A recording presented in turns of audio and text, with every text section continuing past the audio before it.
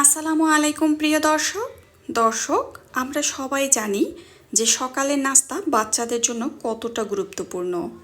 সারা রাত না খেয়ে থাকার পরে সকালের নাস্তাটা হবে অনেক বেশি পুষ্টিকর, ক্যালোরি বহুল এবং মজাদার। আজ তেমনি একটি নাস্তা রেসিপি শেয়ার করছি, যেটা কিনা হবে খুবই মজাদার, পুষ্টিকর ও ক্যালোরি বহুল।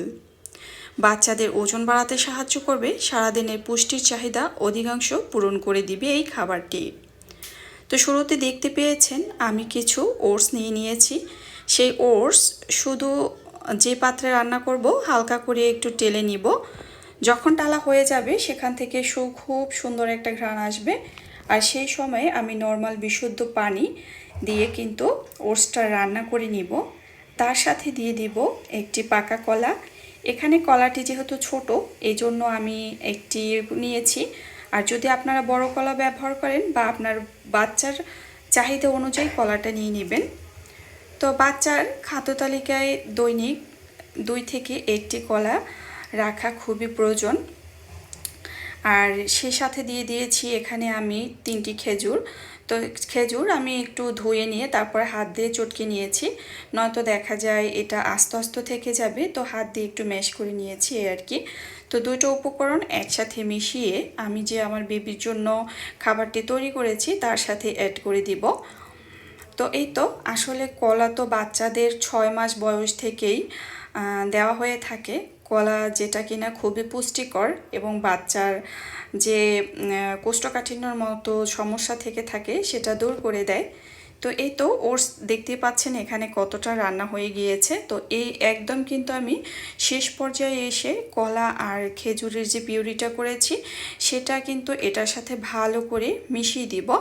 তাহলে দেখা যাবে কি এটা খেতে কিন্তু খুবই মজাদার হবে। ওটস রান্না করার ক্ষেত্রে এখানে যেহেতু আমি বিশুদ্ধ ঠান্ডা পানিটাই ব্যবহার করেছি, আর যে সকল বাচ্চারা গরুর দুধ খায় তাদের ক্ষেত্রে চাইলে এখানে ওটস গরুর দুধ দিয়েও রান্না করে নিতে পারে। প্রিয় দর্শক, পুষ্টিবিদরা বাচ্চাদের জন্য ওটসকে আদর্শ খাবার হিসেবে প্রাধান্য দিয়েছেন। তাই বাচ্চাদের সলিড শুরু করার পর থেকে ওটসকে বাচ্চার খাবার তালিকায় সাজেস্ট করে থাকে, কারণ ওটস সহজে হজম হয়, দীর্ঘ সময় পেট ভরিয়ে রাখেন। ওটস ফাইবার সমৃদ্ধ একটি খাবার। ওটস খেলে কোষ্ঠকাঠিন্যর মতো সমস্যা চলে যায়। এছাড়া ওটস গ্লুটেন ফ্রি হওয়ার কারণে এখানে অ্যালার্জির চান্স একেবারেই কম থাকে। এছাড়া 100 গ্রাম ওটসে রয়েছে 17 গ্রাম প্রোটিন। এছাড়া রয়েছে পর্যাপ্ত পরিমাণে fat, iron, magnesium, potassium, zinc, ফসফরাসের মতন কিছু গুরুত্বপূর্ণ পুষ্টি উপাদান, যেগুলো কিনা বাচ্চার ব্রেন, স্মৃতিশক্তি, ওজন বাড়াতে এবং সারাদিনে তাকে অ্যাক্টিভ রাখতে খুবই সাহায্য করে। তো এই তো এখানে কিন্তু বেবির জন্য ওটস রান্না হয়ে গিয়েছে। আমি এভাবেই ঘনত্ব রেখেছি, আপনারা চাইলে আরও পাতলাও রাখতে পারেন, সেটা আপনাদের ইচ্ছে অনুযায়ী। যে সকল বাচ্চার বয়স 1 বছরের নিচে বা যাদের এখনও গরুর দুধটা খাওয়াচ্ছেন না তারা চাইলে বাচ্চাকে এ পর্যায়ে এসে বাচ্চাকে যে ফর্মুলা দুধটা খাইয়ে থাকেন একটু সেটা লিকুইড করে বা পাউডার এভাবে একটু মিশিয়ে দিতে পারেন। এতে কিন্তু বাচ্চা আরও খুবই মজা করে খাবে। তবে আমি কিন্তু পুরো রান্নাতে লবণটা ব্যবহার করিনি, কারণ রান্নার এই যে খাবারটা এটাতে কিন্তু মিষ্টি ভাব রয়েছে। তো দেখা যায় মিষ্টি খাবার অনেক সময় বাচ্চারা পছন্দ করে, তো যার কারণে আর লবণের কোনো দরকার হয় না। আলহামদুলিল্লাহ আমার মামনি এভাবে খেয়ে অভ্যস্ত, যার জন্য আমার কোনো সমস্যাই হয় না তাকে খাওয়াতে, আর সে কিন্তু খুব মজা করে খেয়ে নেয়। তো এই তো তৈরি হয়ে গিয়েছে সকালের মজাদার একটা নাস্তা রেসিপি, যেটা কিনা রয়েছে খুবই পুষ্টিকর এবং ক্যালোরি বহুল, বাচ্চাকে সারাদিন অ্যাক্টিভ রাখবে। এতক্ষণ সাথে থাকার জন্য ধন্যবাদ। এতক্ষণ মেয়ের সকালের নাস্তার ভিডিও শেয়ার করেছি আপনাদের সাথে, আর এখন আমি আমার সারাদিনের কাজের কিছু অংশ শেয়ার করছি। তো এই মুহূর্তে ভয়েসটা আমি শুয়ে শুয়ে দিচ্ছি, আর উঠতে ইচ্ছা হয়নি, তো ভাবলাম ভিডিও তো শেয়ার করতেই হবে, এই জন্য শুয়ে ভয়েসটা দিয়ে দিচ্ছি। এই মুহূর্তে যে ভিডিওটুকু শেয়ার করছি এটি ছিল শুক্রবারের ভিডিও। তো ছেলের পরীক্ষা শেষ হয়ে গিয়েছে, আর ছেলে এখন একটু রিল্যাক্সেই সময় কাটাচ্ছে, আর রান্না বান্না করছি একটু আর কি শেয়ার করছি আপনাদের সাথে। বাসায় বসে তো সবসময় রান্নাবান্নার ভিডিও শেয়ার করি। তো শুক্রবারের দিনে ভিডিও ছিল এটা একটা আমি মোরগ রান্না করে নিচ্ছি, আর সেই সাথে একটু পোলাও রান্না করব। এই তো একটু সালাদ থাকবে, আর তেমন কিছু করছি না। আর কি বলবো ঠিক বুঝতে পারতেছি না, ভয়েসও দিতে ভালো লাগতেছে না, তারপরও কথা বলছি এই আর কি।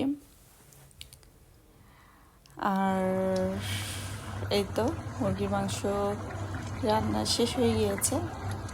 তবে মোরগটা বেশ ভালোই বড় ছিল, তবে অতিরিক্ত বড় মোরগ কেন জানি আমার কাছে খেতে একটু কম ভালো লাগে। মিডিয়াম সাইজের যে মোরগগুলো থাকে ওগুলো খেতে কিন্তু বেশি ভালো লাগে। আর জানি না রুচির পরিবর্তন হয়েছে কি না। আমি যখন খাই আমি বলি ভালো লাগে না, জিসানের বাবাকে যখন জিজ্ঞেস করি সে বলে ভালোই লাগে। তো বুঝতে পারি না, ছেলেও বলে আম্মু ঠিক আছে সমস্যা নেই, তাহলে সম্ভবত আমার রুচির সমস্যা। তো এই তো ছেলেকে খেতে দিয়ে দিয়েছি, সেটা একটু শেয়ার করছি। অনেক গরম ছিল, তো ছেলে বলছিল আম্মু অনেক গরম, ফ্যান ছাড়া যাবে কি না। তো এই পাশে তো আবার মেয়ে খাটের উপরে, তো ফ্যান ছাড়লে তো আবার দেখা যায় এখন শীত লাগে, এই জন্য আর ফ্যান ট্যান ছাড়া হয় না। তো সে বলতেছে অনেক গরম, তো সালাদ খাবে না, কিন্তু সে কিন্তু আবার সাথে কাঁচামরিচ নিয়েছে। সালাতে যে কাঁচামরিচ দিয়েছি, ঝাল খেতে পছন্দ করে। তো পোলাও রান্না করেছি, তো অনেক খুশি হয়েছে, সে আবার পোলাও পছন্দ করে। দুপুরবেলাতে আমরা সবাই পোলাও খেয়েছিলাম। তো এই তো খাওয়া দাওয়া শেষ করেছি। যদিও এই ভিডিওটুকু শেয়ার করছি মাত্র ভিডিওটুকু একটু বড় করার জন্য। এটা ছিল অন্য আরেক দিনের ভিডিও, ধনিয়া পাতার কাঁচামরিচ যে পরিষ্কার করার ব্যাপার সেটা। তো দেখা যায় সেই ভিডিওটুকু এনে এখানে রেখেছি, কারণ ভিডিও দেওয়ার মতো এখন আর তেমন কিছু গ্যালারিতে নেই। আগে যেগুলো ভিডিও করে রেখেছি সেগুলো শেয়ার করা শেষ, নতুন করে আবার ভিডিও করতে হবে, তারপরে আপনাদের সাথে শেয়ার করব। আর দেখা যায় ভিডিও করা আর কত, এখন আর ভালো লাগে না এগুলো। তারপরও যেহেতু চ্যানেল আছে ভিডিও শেয়ার করি। তো এই কাজগুলো আমি মূলত রাতের বেলাতেই করে রেখেছিলাম, কারণ রাতের বেলাতে এই কাজগুলো করে রাখলে, আর এখন তো শীতের সময়, তাহলে কিন্তু খুব সহজে হয়ে যায় কাজগুলো। কারণ রান্না করতে গিয়ে এগুলো পরিষ্কার করার মতো সময় একেবারেই থাকে না, যেহেতু শীতের দিন সময় এমনিতেই অনেক ছোট থাকে। তো যার কারণে রাতের বেলাতে আমি ধনিয়া পাতাগুলো পরিষ্কার করে রেখেছিলাম, যদিও এগুলো অনেক আগের ভিডিও ছিল।